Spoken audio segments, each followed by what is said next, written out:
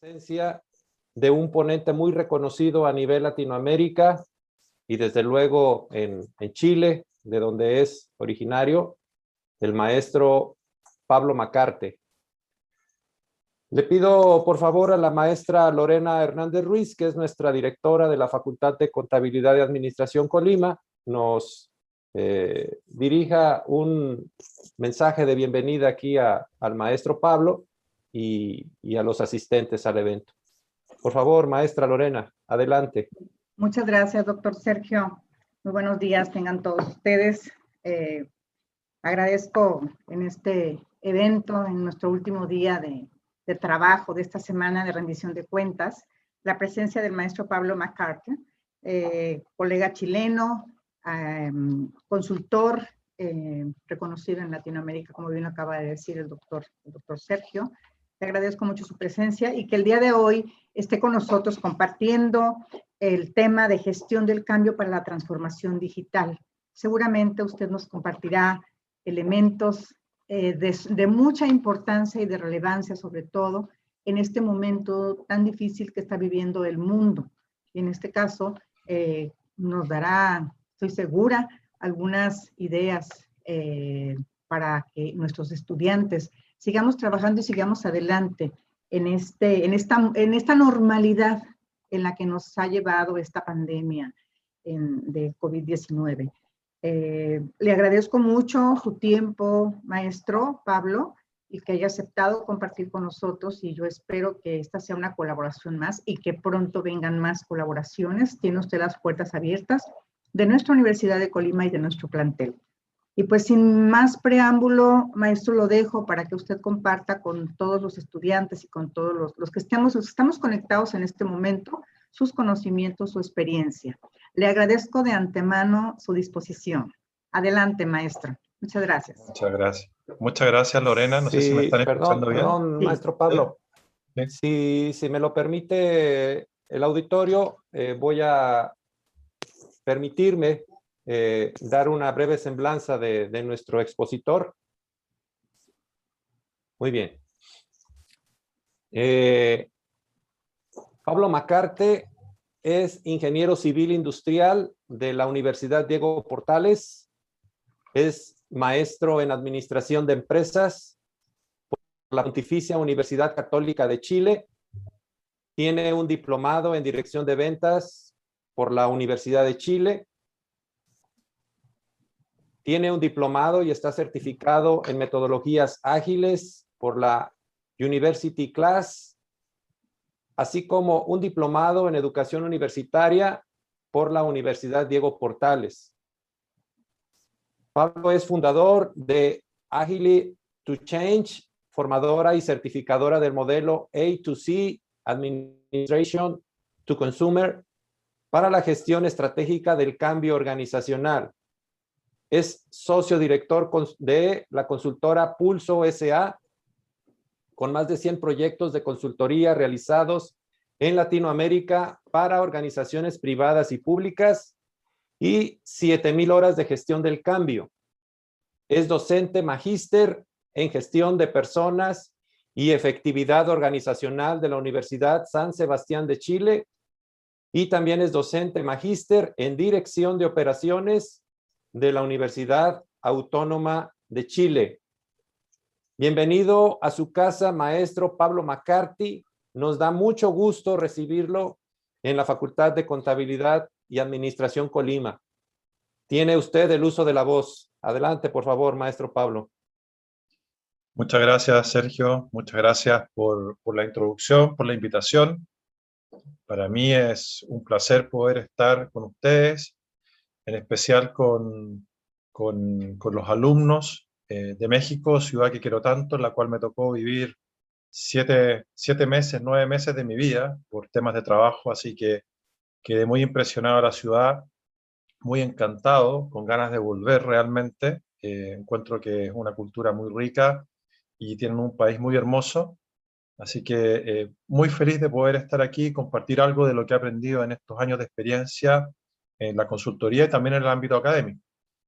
Bueno, el tema de hoy que les traigo a ustedes tiene que ver con la transformación digital y cómo se va produciendo el proceso de cambio para esta transformación digital. Un segundo. Solamente para que vean en los ámbitos de consultoría en los que me ha tocado trabajar, eso es muy interesante, me he dado cuenta que la consultoría, ¿cierto? Y no fue de forma inmediata, sino que ya al cabo de unos 5 años aproximadamente de mi salida de la universidad pude darme cuenta que la consultoría era lo que me apasionaba. Y ya más adelante me pude dar cuenta también que la academia y la enseñanza es algo que también me apasiona. Y de ahí que no solamente me dedico a la consultoría, sino que también hago programas de certificación en Change Management y obviamente también participo en universidades, en los magísteres que ya mencionó mi querido amigo Sergio. ¿Cuáles son los tópicos de la presentación de hoy? Vamos a pasar primero por el impacto de la transformación digital, ¿sí? Vamos a tratar de partir desde lo práctico para irnos hacia lo conceptual, ¿ya? Habitualmente uno tiende a partir al revés, desde lo conceptual para llegar a lo práctico, pero desde el proceso constructivo del aprendizaje, creo que va a ser mucho más interesante que podamos ver algunos ejemplos y que luego vayamos desde esos ejemplos construyendo la conceptualización, ¿sí? De lo que me interesa que ustedes se puedan llevar acá, me interesa que ustedes se puedan llevar conceptos, que se puedan llevar modelos, que puedan entender que hay herramientas, ¿cierto? Y que ustedes las han ido aprendiendo en la universidad, que a ustedes les van a ir orientando y les van a ir ayudando para ir enfrentando los desafíos que van a ir empezando a asumir en la medida que se vayan incorporando al campo laboral o al emprendimiento, dependerá un poco de sus, ¿cómo se llama?, perspectivas futuras. Luego pasaremos a profundizar y a conceptualizar sobre la transformación digital y por último para ver cómo se gestiona el cambio de la transformación digital en la organización. Esos van a ser los 3 tópicos de mi presentación. Parto por el primero.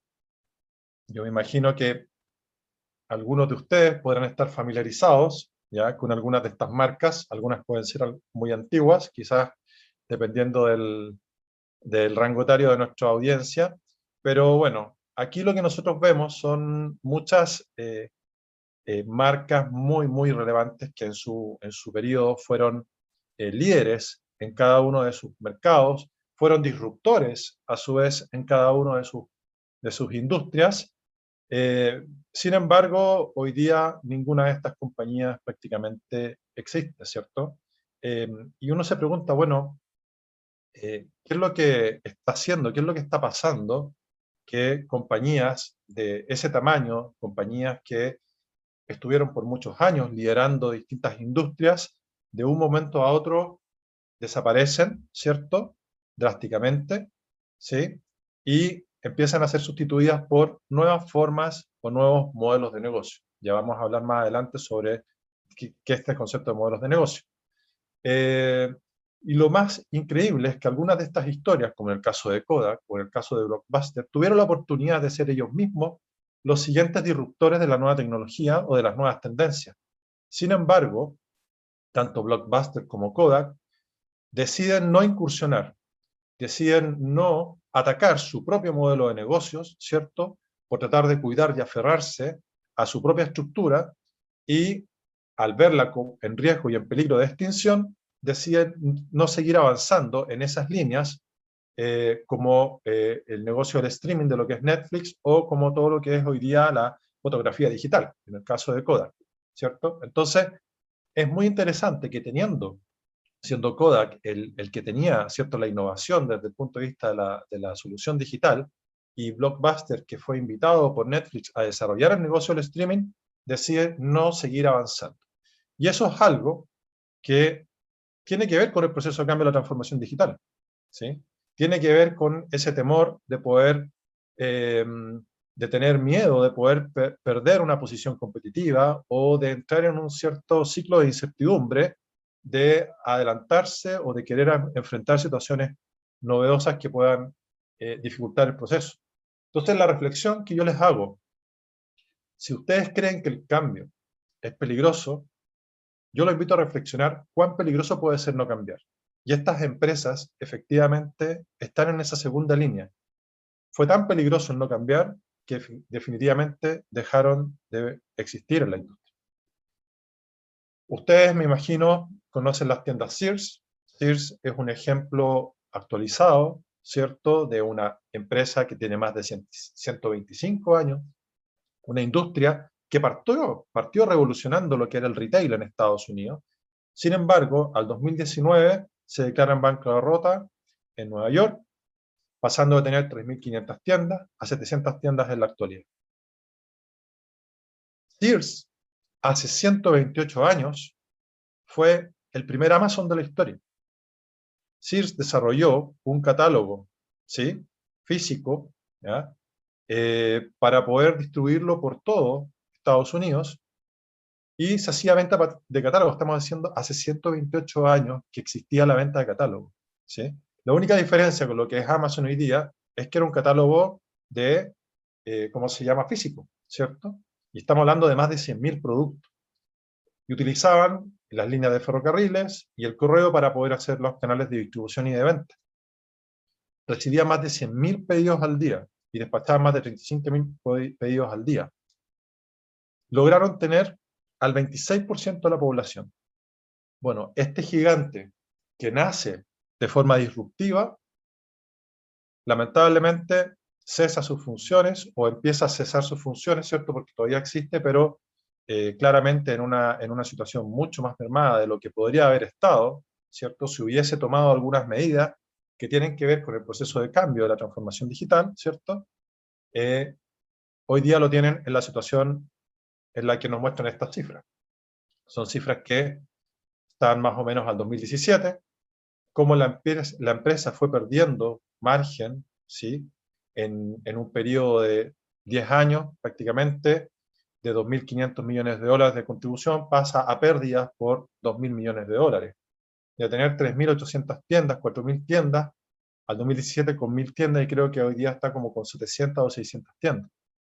Entonces, lo peligroso de no cambiar, lo peligroso de tener, de cierta manera, ciertos paradigmas que a uno lo van situando en una cierta situación que lo va complicando, ¿no?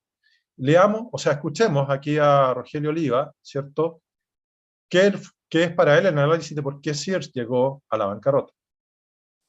Las ciudades urbanas, pero a partir de 1985 empiezan a hacer una serie de diversificaciones que no necesariamente generan las sinergias que se estaban buscando. Empiezan a abrir bancos, compañías de seguros, lanzan el Discover Card, y eso realmente los pone en una situación donde no están pudiendo apalancar las cosas. Curiosamente, ellos cancelan su catálogo en 1993, unos años antes de que salga Amazon. Para cuando se dan cuenta de que una forma de competir es con esta distribución remota y todo eso, Amazon y otros lugares ya les llevan tiempo de ventaja.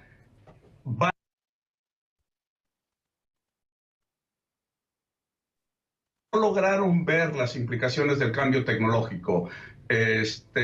Una vez tiene uno 5.000 tiendas o 2.500 tiendas establecidas en todo el territorio nacional, se casa uno con esa idea de este es mi canal de distribución ahora, al punto que cierran el catálogo y no son lo suficientemente flexibles para readaptar y hacer lo que ahora le estamos llamando omnichannel, que es voy a vender a través de internet, pero voy a apalancar el uso de mis tiendas y voy a apalancar el uso de mis canales de distribución locales que tengo. Sears no logra manejar esa transición y entran en una serie, es una espiral, un círculo vicioso en el que empiezan a tener pérdidas, deciden cerrar las tiendas que están perdiendo dinero, no logran rescatar las tiendas que están operando bien, dentro de 2, 3 años vuelven a tener más tiendas que están cerrando y están en esa espiral desde el 2008 están cerrando tiendas.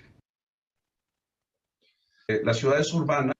Bueno, entonces, en síntesis, vemos por un lado que se empiezan a tomar ciertas decisiones que tienen que ver con un desarrollo de un crecimiento en distintas unidades de negocio pero al parecer esas decisiones no están muy alineadas con ir desarrollando un futuro hacia dónde venían las nuevas tendencias que tenían que ver, ¿cierto?, con la disrupción que está teniendo la tecnología, ¿cierto?, en ese momento, y lo que se venían y los nuevos desarrollos que estaban naciendo en esa época, teniendo ellos las capacidades, ¿cierto?, para poder ir avanzando hacia el mismo negocio que venía proponiendo Amazon. Bueno, pero no todo el retail, como uno lo conocía tradicionalmente, esa tienda por departamento, física, ¿cierto?, le ha ido de la misma manera que le ha ido a Sears, ¿cierto? Acá tengo el caso de Magalu, que es un retail brasileño, una tienda por departamento brasileña, que ha sido bastante ícona en su desarrollo y en su integración de lo que es el mundo físico con lo que es el mundo de la transformación digital. Lo que nosotros vemos en su, ¿cierto? En su estrategia, ¿cierto?, que lleva bastante tiempo, ya vamos a entrar en detalle un poquitito de cómo ha sido la historia de la estrategia, vemos acá que desde la tienda tradicional, que era el pasado, ¿cierto?, al presente han ido desarrollando toda una estrategia de operación de multicanalidad, ¿ya? Y con foco en digitalizar hacia adentro, digamos, los procesos y las operaciones de la organización, siempre con la mirada del presente de la omnicanalidad. La omnicanalidad trata de que tú como usuario, como cliente, puedas atenderte, puedas atender tus servicios, independiente del canal por el que tú escojas, si es la tienda, si es el celular, si es la página web, ¿cierto?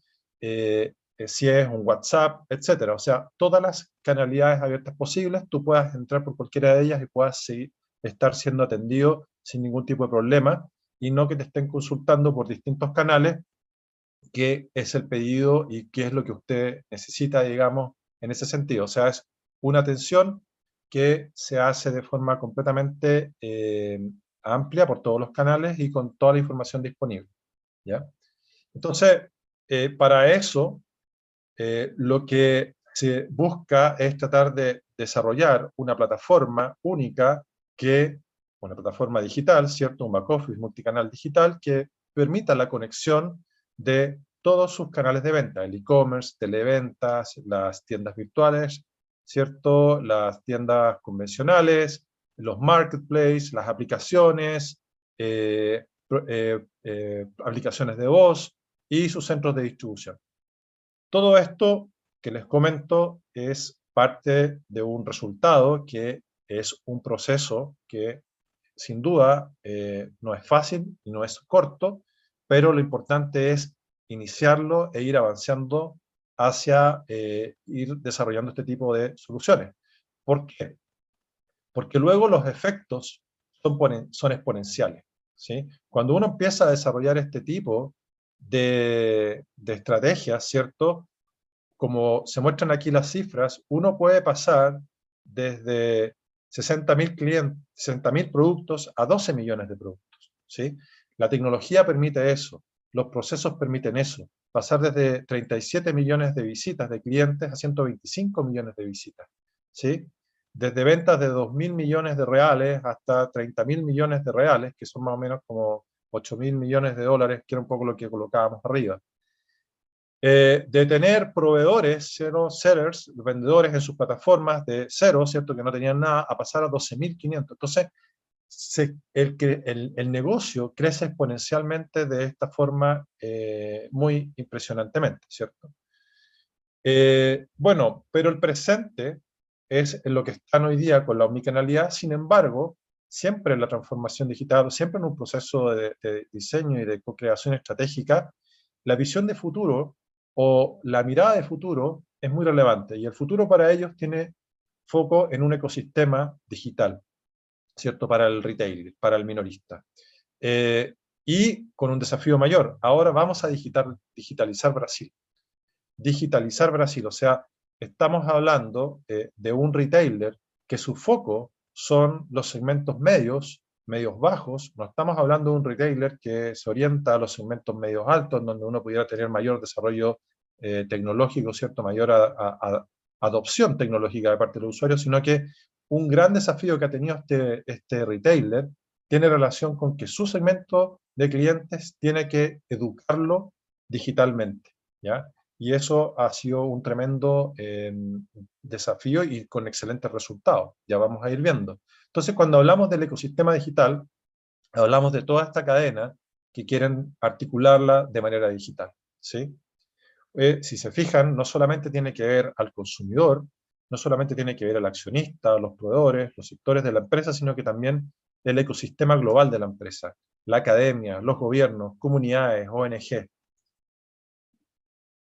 Por lo tanto, estamos frente a una organización que tiene una amplitud de su mirada y de su rol dentro de la sociedad, yo diría bastante amplia, bastante completa, y siempre en el centro desde el uso de las tecnologías que facilitan, ¿cierto?, el que uno desarrolle las estrategias de esta manera, de que uno pueda tener conexiones ilimitadas, de que uno pueda tener procesos de cierta manera robustos y mejorar experiencias de compra, experiencias de vida, etc. Los pilares del proceso de transformación digital de esta organización son la multicanalidad, que ya vimos cómo ellos han ido sacándole provecho a la multicanalidad, la inclusión digital, ellos desarrollan actividades de capacitación y de formación digital en sus usuarios, la digitalización de sus tiendas físicas, han invertido muy importantes recursos en los procesos de digitalización y en los procesos de remodelación de sus tiendas para que efectivamente se cumpla la promesa de la multicanalidad. Cultura digital en la organización, vamos a ver un ejemplo completo de cómo se avanza en la cultura digital en la organización, y plataformas digitales, ¿sí? Esos han sido los pilares de la transformación digital. Entonces, cuando hablábamos del crecimiento exponencial, vemos acá, en 5 años, han multiplicado por 4 sus ventas, una cosa impresionante, ¿cierto? Y estamos incluyendo periodos de pandemia en este crecimiento. Ha multiplicado por 2 su EBITDA, ¿sí? Y lo más interesante es que siguen creciendo en tiendas físicas. Uno pudiera pensar, bueno, pero el negocio está en Internet, y el negocio para ellos es mucho más que una plataforma virtual, ¿cierto? O que un e-commerce, sino que es la integración del mundo físico con el mundo virtual. Pasaron de 700 a 800 tiendas, ¿cierto?, a cerca de 1.300 tiendas, ¿ok? Tiendas de 700 metros cuadrados aproximadamente, que incorporan en la misma tienda un nuevo foco estratégico de la tienda. La tienda ya no es un lugar para ir a comprar. La tienda es un lugar en donde principalmente desarrollan actividades logísticas para clientes que son de compra física y clientes que son de compra virtual. Funciona como mini centros de CD, ¿cierto?, que van permitiendo la entrega eficiente de todos sus productos a Brasil. Brasil es un tremendo mercado geográfico, con zonas que son bastante difíciles de llegar, y por lo tanto esto permite que el costo, ¿cierto?, de servir, el costo logístico, sea mucho más conveniente en la entrega, y obviamente que le genera, a su vez, una ventaja competitiva frente a un Amazon, ¿cierto?, que no cuenta con esas capacidades competitivas, sino que se desarrolla Amazon los canales de distribución que existen y que están disponibles en los distintos países en los cuales llegan. Entonces, si se fijan, el camino digital lo empieza esta empresa a recorrer desde el 2000, y estamos prácticamente en el año 2020. O sea, para poder llegar a lo que estamos hablando, de desarrollar un comercio electrónico relevante que puede llegar hasta el 65% de participación de las ventas, que yo lo encuentro brutal, o sea, que el 65% de tus ventas tengan que ver con el canal digital, cuando estamos hablando de que son segmentos medios y medios bajos, es realmente un hit en términos de modelo de negocio. Miren los crecimientos anuales que tiene el e-commerce, ¿sí? Y esto no solamente se traduce en tener una plataforma que vende productos, sino que hay toda una experiencia de compra, hay todo un sistema de operaciones que permite de gestión de stock, de gestión de operaciones en tienda, de personal, de cultura, que hace que estas cosas puedan crecer con estas cifras. Hay empresas que lo intentan, pero que con resultados muy distintos de los que estoy mostrando en esta oportunidad. Cuando uno analiza cómo utilizan la inversión en estas organizaciones, se da cuenta de que la tecnología no necesariamente es lo único que es relevante en el proceso de transformación digital, sino que, como ya lo hemos visto, por ejemplo, pueden ver que la inversión logística prácticamente se ha duplicado en los últimos años. Y a costa de una menor, ¿cierto?, proporción de la inversión en tecnología, por sobre otras áreas de la organización. ¿Ok? Luego tenemos otro mito de la transformación digital, es que se habla que la transformación digital va a disminuir mucha cantidad de empleo. Efectivamente, hay un elemento que ocurre, que hay ciertos empleos que se sustituyen por otros, ¿sí? Y lo que vemos acá es que en la medida que la empresa ha ido creciendo, ha ido contratando más empleados.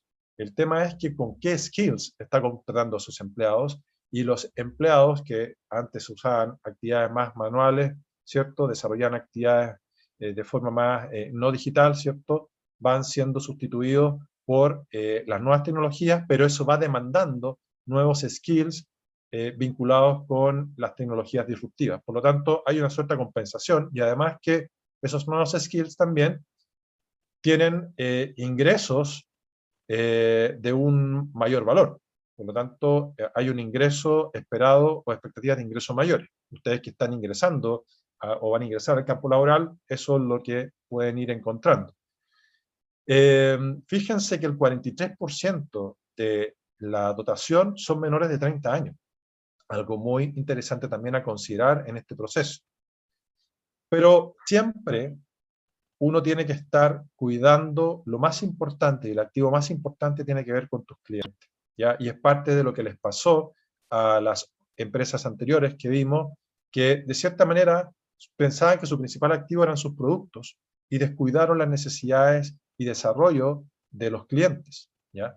Para esta empresa, el cliente está en el centro y por lo tanto la satisfacción para ellos es muy importante. Lograr un NPS, un Net Promoter Score, ¿cierto?, del 78% de tus clientes. Para este tamaño de negocio del que estamos hablando, es realmente una cifra muy relevante, y piensen que estaban en 68 y suben 10 puntos en prácticamente un año. Entonces, también es doblemente meritorio. Bueno, aquí vemos un poco, piensen que ustedes en el 1992, se abren las primeras tiendas virtuales. Estamos hablando de un recorrido de 30 años de esta organización para poder llevar adelante un proceso de transformación digital. Algo que les comentaba sobre la cultura, esta organización ha desarrollado un laboratorio de innovación tecnológica dentro de su organización, con más de 450 especialistas, ¿ya? Hay una fuerte inversión dentro de la operación en destinar recursos específicos para poder ir desarrollando innovación tecnológica, ¿cierto?, al servicio siempre del cliente, de la experiencia, de mejorar la experiencia y obviamente de ir innovando y disrumpiendo en el modelo de negocio. Hay el caso también de la empresa Lipigas en Chile, que es una empresa que se dedica a soluciones energéticas. Esta es una visión renovada, ¿cierto? Recordemos que es muy importante tener una visión, ¿cierto?, desafiante, un propósito desafiante en el futuro, de manera de que todos nuestros esfuerzos estratégicos e iniciativas vayan a contribuir a esa visión, ¿ok? Es una empresa que vende productos de gas licuado, gas de petróleo, tanto a industrias como a sectores particulares. Y desde su desarrollo estratégico, la inspiración propiamente tal es una empresa que se relaciona, la mejor empresa que se relaciona con sus clientes, y su estrategia de transformación digital tiene que ver con el uso intensivo de tecnologías y datos, ¿sí?, por medio de algoritmos que incrementan la predictibilidad de los procesos y aumentar el valor para el cliente. O sea, hay tres conceptos de el uso de datos, uso intensivo de tecnología, desarrollo de algoritmos, ¿cierto? Que permiten escalabilidad, que permiten aprendizaje, ¿cierto? Y siempre con foco en aumentarle valor al cliente. Entonces tienen tres ejes: la transformación del negocio, la transformación digital y el negocio electrónico. Estos son los tres ejes estratégicos hoy día de futuro para Lipigas. Y sobre qué ámbitos específicos de la transformación digital, a través de la optimización del marketing digital, a través de migrar hacia los canales digitales, de una analítica avanzada que tiene que ver con el estudio de datos y cómo esos datos van entregando inteligencia al negocio y a la experiencia y valor que uno le entrega al cliente, y obviamente la digitalización de los procesos internos y de fuerza de venta. ¿Con qué pilares? Con los pilares de la habilitación de la infraestructura, tecnología, liderazgo, cultura digital y el modelo de negocio. De esta manera, hemos visto dos casos, ¿cierto?, que hablan de cómo una empresa va incursionándose en los procesos de la transformación digital, y también hemos podido observar de qué manera las organizaciones que han quedado aguas atrás, ¿cierto?, en el proceso de modernización, de innovación, les impacta fuertemente estos tsunamis que llegan con modelos que son nativos digitales, como el caso de Amazon, como el caso de Spotify, Netflix, etc. Bueno, algunos aprendizajes que surgen de la experiencia de Lipigas, que fueron compartidos por la gerente de transformación digital de Lipigas, es que la transformación digital no es solo tecnología, requiere siempre del liderazgo de la alta dirección. En el caso de Lipigas, ha sido el mismo presidente del directorio quien ha impulsado desde su propia convicción, ¿sí?, de su visita a Silicon Valley, en donde pudo ver, digamos, el futuro, e inspirarse sobre eso para poder impulsar desde el presidente del directorio un cambio muy profundo en la organización. Eso es lo mejor que le puede ocurrir a una organización, cuando es el mismo directorio, cuando son las máximas autoridades las que están convencidas de que este camino hay que llevarlo adelante. Requiere también reclutar talentos, ¿ya? Y eso es una oportunidad para ustedes. Skills que antes no estaban disponibles. Piensen ustedes que hoy día las organizaciones en general, cuando hablamos de personas que están con 40 años, con 50 años, en las organizaciones, tienen ciertos skills que sin duda son muy relevantes, que han permitido el desarrollo de las empresas, pero ustedes, que están partiendo en el proceso, tienen una tremenda oportunidad de ir desarrollando nuevos skills y nuevas habilidades que son muy apetecidas por las organizaciones, vinculadas con los conceptos de digitalización, y ojo que también con temas de mejoramiento de las situaciones ambientales también de las organizaciones, que es otra corriente que no es parte del caso hoy día, pero que también está cada vez más fuerte, todo lo que tiene que ver con la sustentabilidad digamos, de las organizaciones en relación a su cuidado al medio ambiente. Bueno, requiere de KPIs claros, KPIs, ¿cierto?, en cada uno de los focos que se deciden trabajar. Eso es muy relevante. Aquí siempre se está con una accountability muy claro, con cuánto es el valor que se está generando. Requiere priorizar las jugadas, asignar los recursos. Requiere velocidad en la toma de decisiones, como ya lo vimos anteriormente. Ojo con la toma de decisiones y la velocidad en que uno toma las decisiones. Obsesión por el cliente, siempre el cliente en el centro, siempre el cliente tratando de generar nuevas experiencias, de llevarlo a nuevos estados de satisfacción, de poder desarrollar mejores propuestas de valor, y también tiene que ser comunicada. Vamos a ver más adelante estadísticas sobre la relevancia de la comunicación en los procesos de transformación en general, ¿ah? Y basada en data y no en guata. Ya, guata es estómago, ¿cierto? No en la intuición, sino que utilicemos la predictibilidad, utilicemos la inteligencia artificial, utilicemos los datos, utilicemos el marketing digital, utilicemos la data para poder desarrollar de mejor manera todas nuestras innovaciones, nuestras decisiones. Bueno, entonces, ahora es distinto cuando yo les empiece a hablar sobre la transformación digital, porque ya hemos ido conversando sobre casos concretos. Entonces, pueden ir tratando de ir vinculando la conceptualización, que vamos a ir viendo ahora, con la práctica, con lo que han hecho las empresas, con los conceptos que hemos venido conversando.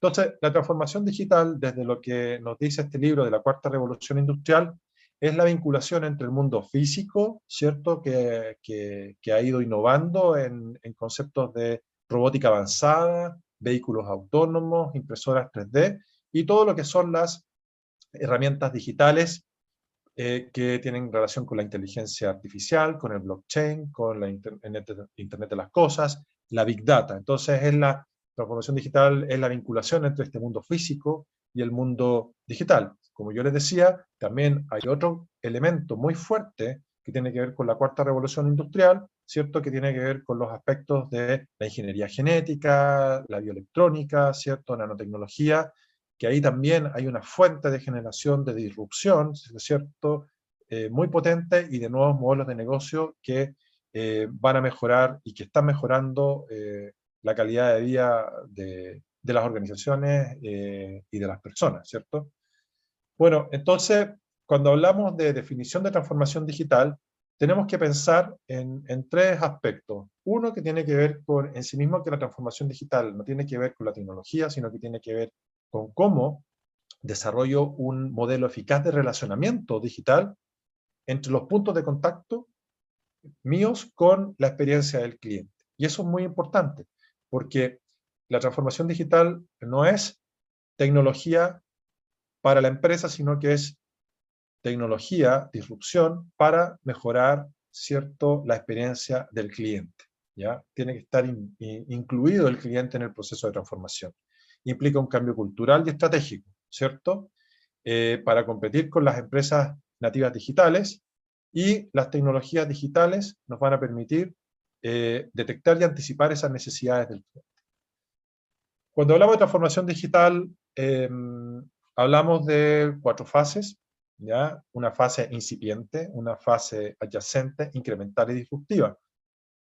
Una fase incipiente que tiene que ver con el desarrollo de las competencias digitales, en donde no impacta la estrategia, ¿cierto?, la estrategia de negocios, ni al modelo de negocios en sí, ¿ya? Pero recordemos un poquitito qué es estrategia y qué es modelo de negocio, de forma muy rápida.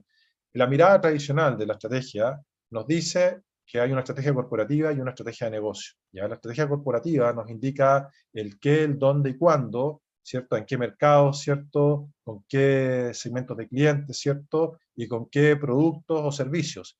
Y la estrategia digital nos indica la forma en que yo voy a competir, si va a ser por servicios, si va a ser por costos, como es Walmart, ¿cierto?, líder en costos, o va a ser por ambos, una estrategia mixta, ¿cierto?, o una estrategia focalizada en servicios de alto valor. Entonces, eso es lo que nos dice un poco la estrategia tradicional. Sin embargo, cuando uno quiere disrumpir, ahí está este concepto de los océanos azules, y no sé si les ha tocado estudiarlo, pero uno trata de desarrollar una curva de valor que sea distinta de lo que es la curva de valor de la industria. Y es lo que hace los océanos azules, que desarrollan atributos, ¿cierto?, que la industria no ofrece, ¿cierto?, crea nuevos atributos que la industria no ofrece, reduce, disminuye atributos que la industria ofrece, ¿cierto?, y de cierta manera también busca la innovación en valor, que tiene que ver con valor para el comprador, pero también disminuyendo los costos de transacción. Y esto también está en esencia en la transformación digital. La transformación digital te permite escalabilidad y exponencial con estas tecnologías para poder administrar millones de datos, para poder administrar millones de interacciones, millones de procesos, ¿cierto?, con estas tecnologías, con la inteligencia artificial, para poder lograr la innovación en valor, ¿ya? Entonces estamos hablando prácticamente de lo mismo, entre océanos azules, su concepto central, y lo que uno puede ir desarrollando, el foco que debiera ir dándole a la transformación digital. Y modelo de negocio, ¿ya? ¿Por qué estoy volviendo a estos temas? Porque estábamos hablando de lo que era ¿cómo se llama? Los fases de la transformación digital, ¿ya? Y modelo de negocio es una empresa, o sea, tiene 2 partes: el mercado, ¿cierto?, una mirada del mercado, del segmento de clientes, la propuesta de valor, de los canales, de cómo me voy a relacionar con los clientes y el modelo de ingresos, ¿cierto? ¿Cuál va a ser mi modelo de ingresos? Que es uno de los elementos súper relevantes. Y por otro lado, la mirada interna, la mirada de las actividades claves que tengo que desarrollar con la organización, la mirada de los recursos que tengo que desarrollar, cuáles van a ser mis alianzas estratégicas y cuáles van a ser mi estructura de costos, ¿ya? Entonces, el modelo de negocio al final nos dice el quién, para quién, ¿cierto? El qué es lo que le voy a ofrecer, la propuesta de valor, cómo lo voy a hacer y cuánto. Cuánto va a ser para el cliente y cuánto va a quedar, ¿cierto?, para la organización.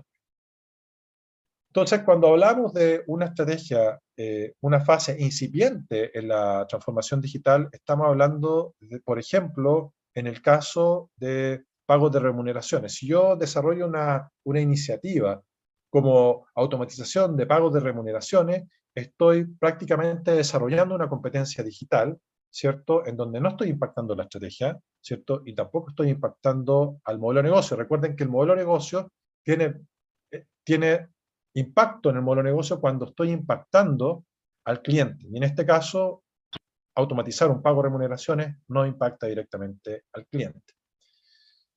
Sin embargo, estoy avanzando en mi competencia digital.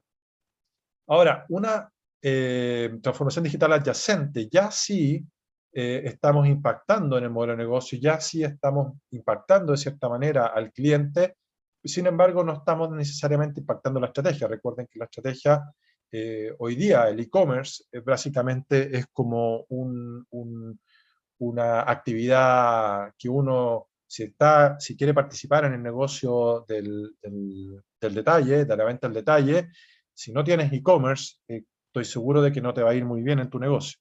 Es como un desde hoy día estar en el e-commerce, ¿cierto? Entonces, ya no es diferenciación hoy día estar en el e-commerce, ¿cierto? Ya es una necesidad básica de sobrevivencia poder participar en el e-commerce, ¿cierto?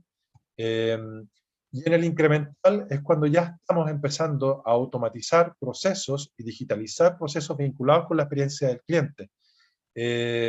Una agregación de valor muy relevante, el tracking de pedidos, informarle al cliente en qué está pasando con su pedido. Uno de los grandes problemas del e-commerce que ha traído ha sido justamente la propuesta de saber cumplir en plazo y en forma con lo que se compra, con el producto. Y el tracking de pedidos es algo que ayuda a poder mejorar sustancialmente esa experiencia de compra y mantener tranquilo al cliente sobre el estado de su producto.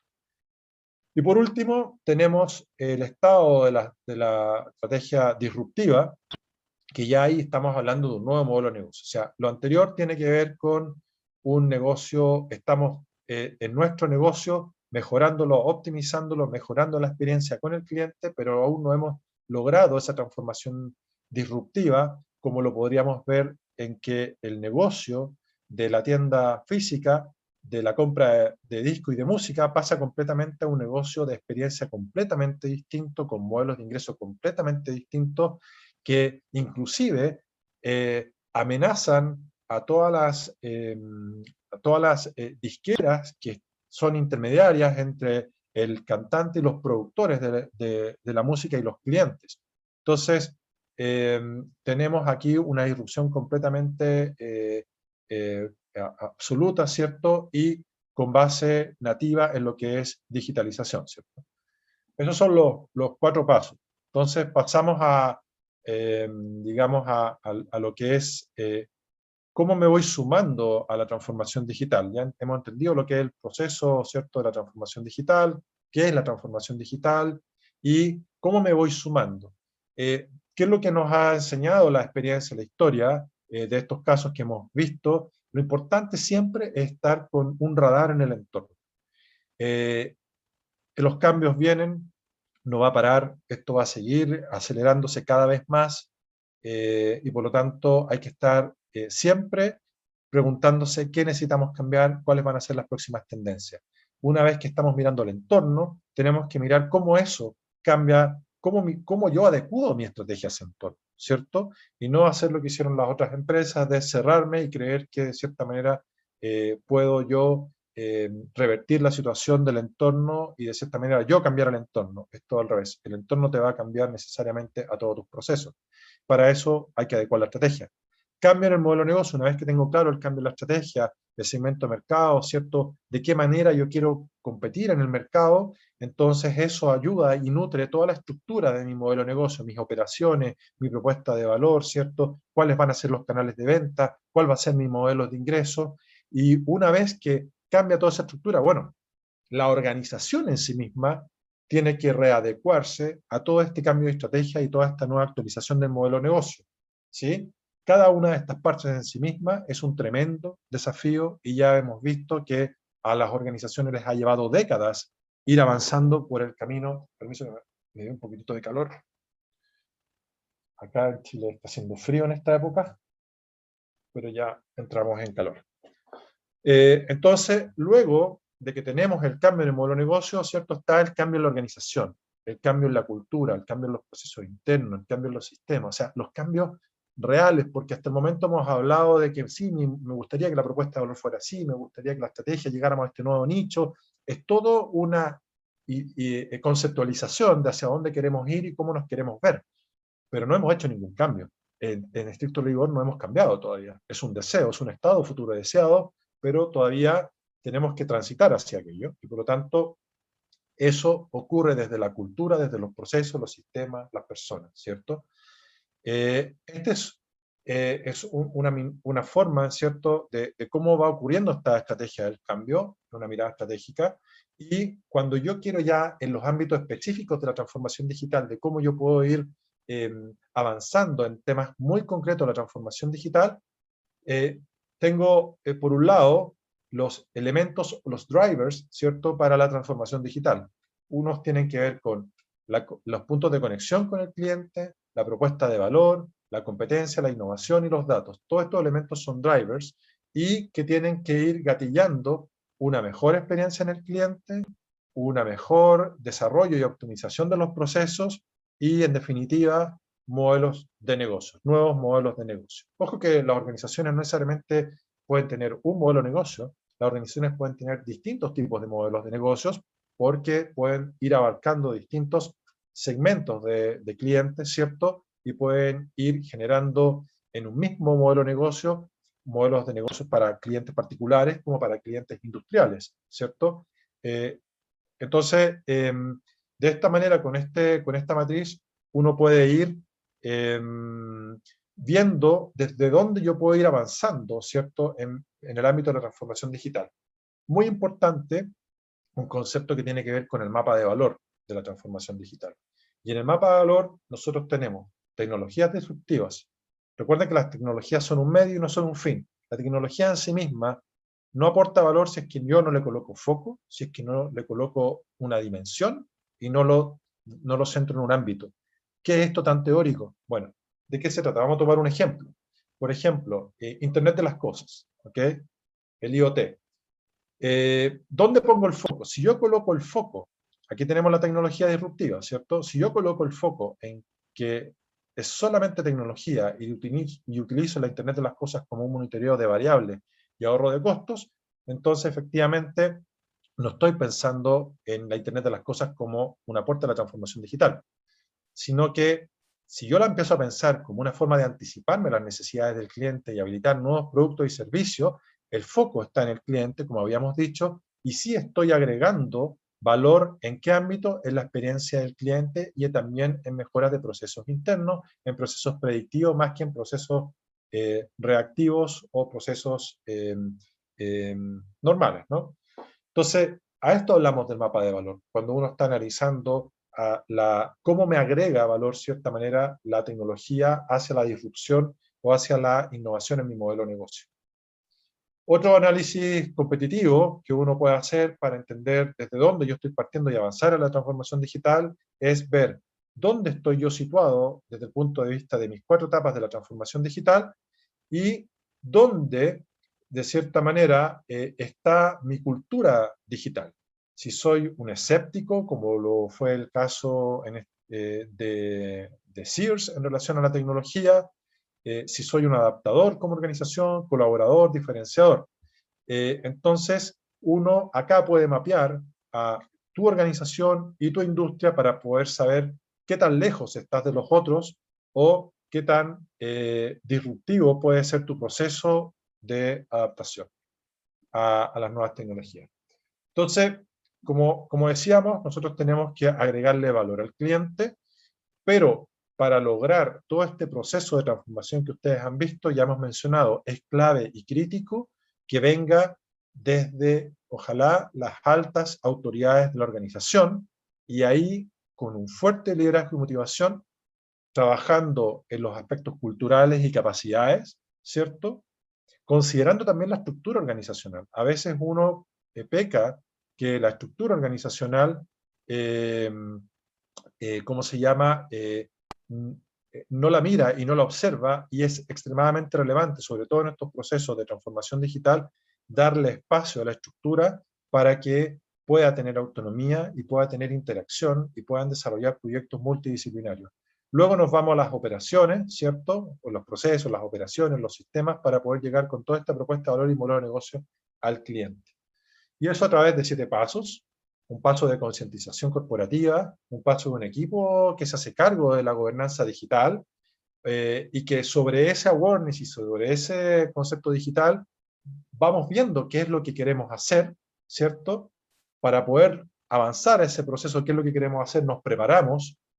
Después, cómo lo vamos haciendo, ejecutamos y vamos viendo la mejora continua que vamos generando. Voy a entrar a aplicar un poquito más en detalle este paso, que ya es la última parte de la presentación, que tiene que ver con la gestión del cambio para la transformación digital en la organización. ¿Ok? Piensen ustedes que la gestión del cambio para la transformación digital en una encuesta es el primer factor de dificultad o de importancia para poder avanzar a la transformación digital. No basta solamente con la teoría de lo bonito que se ve al final del túnel, ¿cierto? Lo que entrega la transformación digital, sino que ya hemos visto que requiere de mucho tiempo, requiere de muchos elementos internos de procesos de cambios muy relevantes, muy disruptivos al interior de la organización. Algunas cosas las voy a ir pasando más rápido en aras del tiempo. Acá, por ejemplo, aprendizaje muy interesante. Aquí nos están diciendo que en promedio, dependiendo del rol que se indica acá, el CEO, senior leaders, etcétera, líder de transformación digital, van viendo cuáles han sido los porcentajes de proyectos exitosos de transformación digital. Y el porcentaje promedio de todos los comentarios que están ahí es solamente del 20%. Es decir, de cada 10 proyectos que yo puedo proponer de transformación digital, solo 2 de ellos logran ser exitosos. ¿Y por qué? Por distintos motivos, ¿ya? Por factores de la estructura, por factores de las capacidades internas, por la ambición del proyecto, ¿cierto? Por las resistencias internas, que son empleados que quizás no están preparados para el proceso de transformación o de adaptación. Y acá volver algo importante sobre esta lámina, que uno necesita gestionar un backlog de innovación, de transformación digital. Uno necesita generar un backlog y tener inversión para soportar ese backlog. No puedo esperar que yo decida una iniciativa o 2 iniciativas y que las 2 iniciativas sean completamente exitosas y que me estén rentabilizando. En este proceso es un proceso de aprendizaje, es un proceso ágil, como se dice, que se va desarrollando de manera con mejora continua, con medición, con participación de las distintas áreas, ¿cierto? De forma colaborativa, multidepartamental. Entonces, los 7 pasos para la transformación digital, ¿cierto? Tienen que ver con el awareness corporativo, que tiene que ver con cuando hablamos de analizar el entorno, la necesidad de cambio, el cambio de mindset corporativo, tiene que hablar sobre cómo se va a abordar la gobernanza del proceso de transformación digital. Recordemos que la estructura, sobre todo si vamos a pasar de la estructura tradicional a una nueva proceso de cambio, no lo podemos hacer lamentablemente con la misma estructura. Tenemos que, y ya lo vimos con el caso de Magalu, desarrollan una nueva unidad completamente distinta de innovación, ¿cierto? Para la transformación digital con 450 ingenieros con skills específicamente dedicados a eso, que se van integrando luego con la organización y el resto de las operaciones. Entonces, muy importante el equipo, los roles, los sponsors, el liderazgo en el gobierno digital. Y después, el qué hacer, ¿cierto? Y en el qué hacer tenemos la estrategia de transformación digital, ¿cierto? Cómo la voy a ir haciendo, si es adyacente, si es disruptiva, cuál va a ser, y ojo, que si yo estoy partiendo desde una estrategia incipiente y quiero ir rápidamente a lo disruptivo, ojo que puede caer en este error de los proyectos muy ambiciosos. ¿Eh? Entonces, esto es una alquimia que uno la va aprendiendo y la va desarrollando. No es que alguien tenga la bola de cristal y diga, este es el camino, esto es lo que tenemos que hacer, y al tercer año vamos a estar logrando esto. Hoy día las planificaciones no son tan certeras, ¿ya? Trabajamos en los ámbitos también de la transformación digital, esa matriz donde vimos cómo los datos van afectando a la experiencia, a los procesos, al modelo de negocio, cómo las tecnologías, ¿cierto?, van afectando, etcétera. Después nos vamos obviamente, se nos genera un gap. Se nos genera un gap desde donde estamos partiendo, ¿cierto?, desde nuestro estado actual hacia el estado futuro que queremos desear. Entonces tenemos que prepararnos. Tenemos que prepararnos en desarrollar capacidades, la cultura, la estructura, los equipos, en generar la conciencia, no solamente corporativa, sino que ya hablemos de una conciencia organizacional. Tenemos que transmitir el mensaje a la organización de la urgencia de cambiar, ¿ya? La importancia de cambiar, porque esto no lo va a lograr un solo líder, esto no lo va a lograr solo el CEO, esto lo va a lograr, ¿se acuerdan cuando vimos la pirámide de cómo se llama, de Magalú? Donde teníamos 33 directores arriba y teníamos más de 17.000 personas abajo. ¿Cómo yo logro que esas 17.000 personas que están en la base de la pirámide, ¿cierto?, entiendan lo importante que es el proceso de cambio? Luego,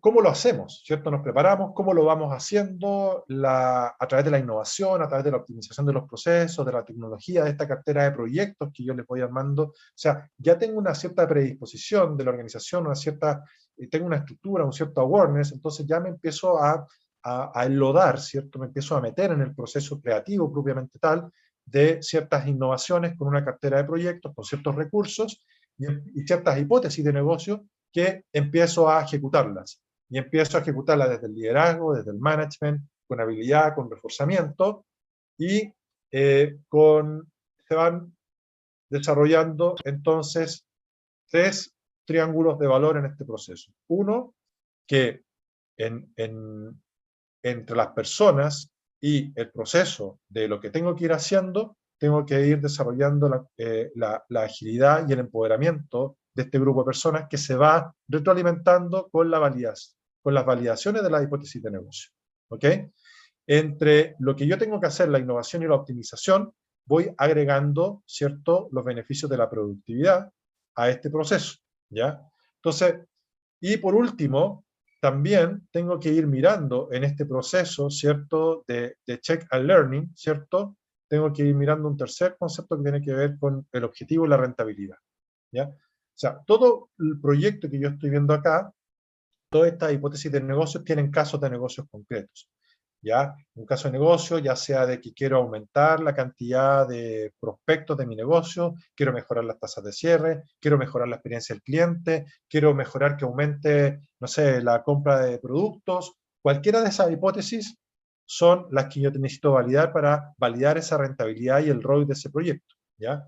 Y así uno va gestionando una cartera de innovación vinculada con la transformación digital, pero que también va empoderando y va generando nuevas capacidades en la mirada interna. Y con todo esto voy a ir paulatinamente movilizando mi posicionamiento competitivo.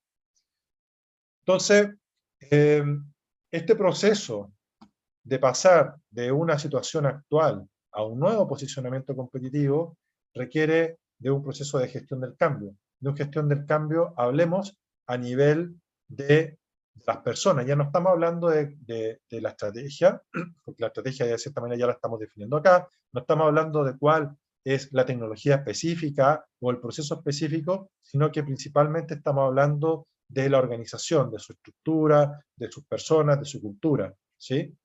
Y entender que el proceso para gestionar el cambio, de pasar de este estado actual al estado futuro, es de alto riesgo, como ya lo hemos visto. Principalmente porque creo que en esta imagen se refleja algo muy, muy interesante. El proceso de cambio puede ser muy arduo y muy doloroso dentro de la organización, inclusive uno pudiera avanzar con mucho esfuerzo y mucho sacrificio, ¿cierto?, en este proceso de cambio, y uno puede volver atrás fácilmente. Es un proceso, como ya lo hemos visto, largo, que lleva décadas en algunas organizaciones y que se puede gestionar. Se puede gestionar con modelos de gestión del cambio como el que está aquí, con un modelo que va acompañando el proceso de la transformación digital, ¿cierto? En donde yo voy trabajando a nivel de cuál es la visión del cambio, voy trabajando a nivel de cuáles son los stakeholders dentro del proceso de cambio con los cuales yo voy a ir haciendo un alineamiento y una coalición de cambio, voy trabajando con liderazgos, voy identificando cuáles son los riesgos, de qué manera voy comunicando el proceso de cambio, cómo voy midiendo el avance de las métricas de los nuevos comportamientos deseados y cómo yo voy ejecutando y aprendiendo en ese proceso de cambio. Ya nos queda poco. Quiero comentarles que hay formas de poder ir identificando, y aquí está un indicador, ¿cierto?, que desarrollé para poder medir cómo las organizaciones están preparadas para enfrentar un proceso para gestionar el cambio. Es decir, cuando yo tengo una organización de 1000 empleados, cuando tengo una organización de 5000 empleados, 10.000, 50.000, 100 empleados, las complejidades es completamente distinta. Por lo tanto, ayuda mucho a entender si cuento o no cuento con las capacidades para poder avanzar en un proceso de cambio de este estilo, porque si cuento con las capacidades, los resultados van a ser muy distintos a si no cuento con las capacidades.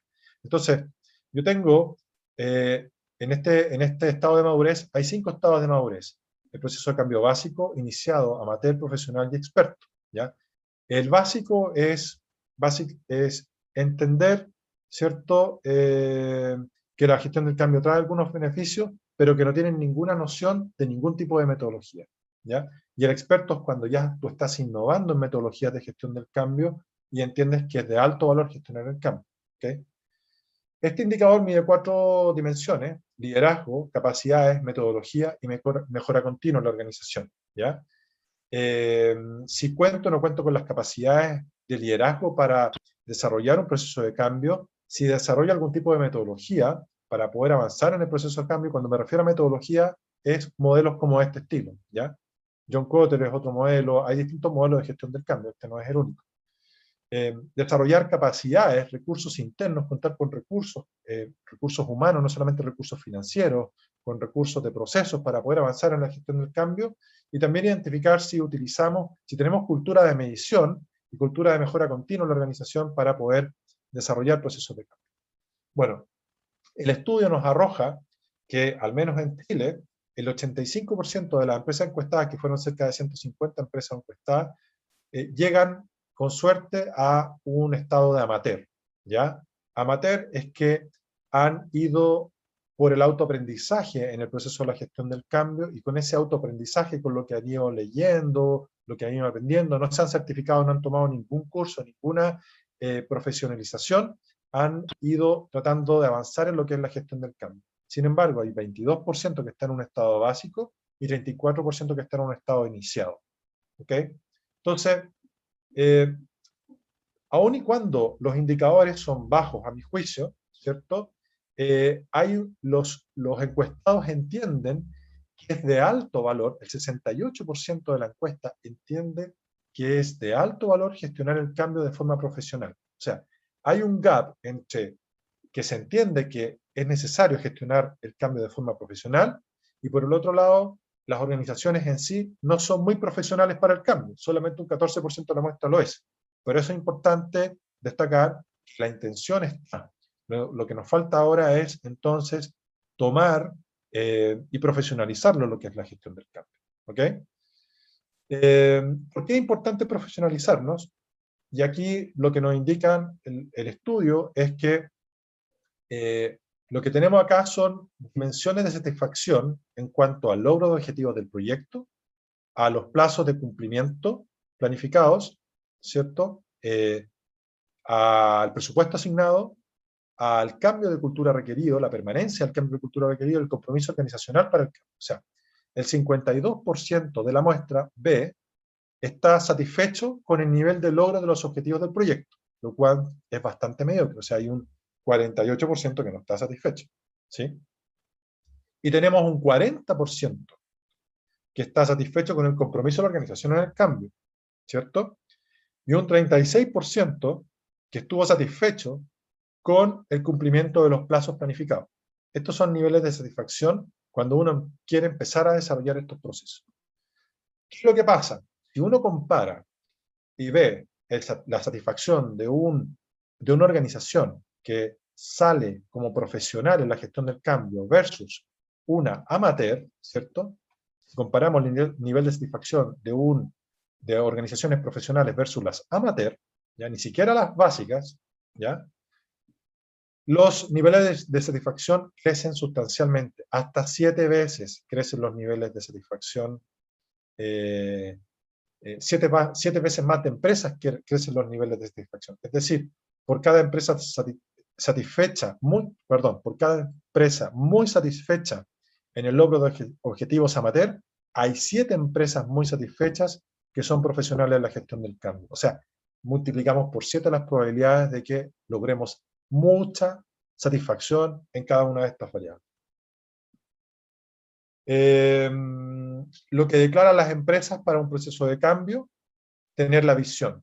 Ya estas son tips, o sea, tenemos que tener una visión del cambio cuando hablamos de esta fase. Lo primero que nos indican es que tenemos que tener una visión, una conciencia estratégica del cambio. Eso es lo relevante, lo primero. ¿Ah? ¿Hacia dónde queremos ir? ¿Por qué? La relevancia, la urgencia, ¿cierto? Esto es lo primero. ¿Ah? Después, necesitamos tener un líder, ¿cierto? Que nos lleve en ese proceso de cambio y que ese liderazgo vaya con una comunicación clara en relación a los objetivos. Esos son como los 3 conceptos principales que surgen de acá y considerando ciertamente el cambio cultural que eso implica.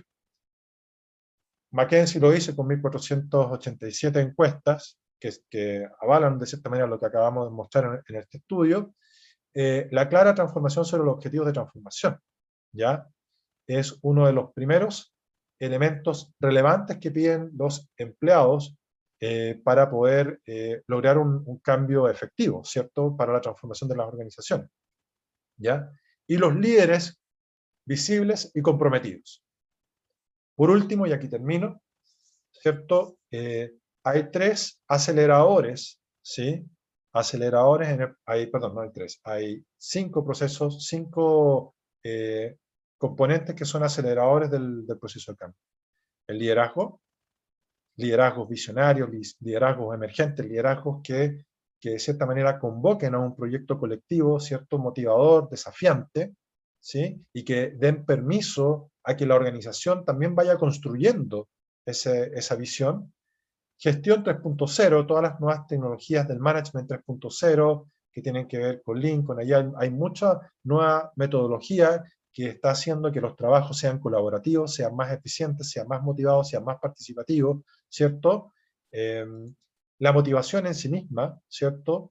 Ya no solamente conductual, sino que una motivación más intrínseca. Muchas organizaciones están cambiando el concepto de propósito para que sus empleados se conecten con ese propósito, y son propósitos que cada vez están más vinculados ya no con hacer que el accionista rente más, sino que con propósitos de la sociedad, con cuidado al medio ambiente, con desarrollar organizaciones que estén cuidando algún grupo específico dentro de la sociedad, o que se vinculen de cierta manera sus productos para cuidar los activos de la sociedad que hoy día están en riesgo. La comunicación estratégica, asertiva, y el proceso de aprendizaje. Cómo se organiza el conocimiento, cómo se logra aprender del aprendizaje a través de los errores, a través de un aprendizaje, de desarrollar culturas de autoaprendizaje, lograr que los mismos colaboradores, ustedes que ahora están saliendo de la universidad de alta relevancia, que nunca dejen de estudiar. Hoy día más que nunca es imposible dejar de estudiar. Antes, de cierta manera, entre comillas, como que a uno lo obligaban a estudiar, pero hoy día el estar constantemente aprendiendo cosas nuevas es de vital importancia para seguir actualizado, vigente, para poder ser un aporte en cualquier ámbito de desarrollo del desempeño que ustedes quieran del conocimiento o de la gestión de organizaciones o particular, ¿ya? Además que con la cantidad de información que hay hoy día y conocimiento que hay, realmente es muy motivante desarrollarlo. Por último, les dejo acá una set de libros que en lo particular me parecen muy interesantes, hay mucho aprendizaje, como les decía, hay mucha información y que están vinculados con lo que hemos visto a continuación en esta presentación. Y acá les dejo mis datos, la página web de Agile to Change y la página, o sea, y el link para mi correo electrónico. Eso sería por mi parte, estimado Sergio. Espero no haberme alargado mucho. Quise tratar de dejarles la mayor cantidad de experiencias de modelo de conceptualización, que a veces se habla de transformación digital y cuesta un poco aterrizarla. Espero haya sido práctico todo lo que hemos comentado y que los motive, y que les haya dejado algunos conceptos, algunas ideas claras en esta charla. Muchas gracias.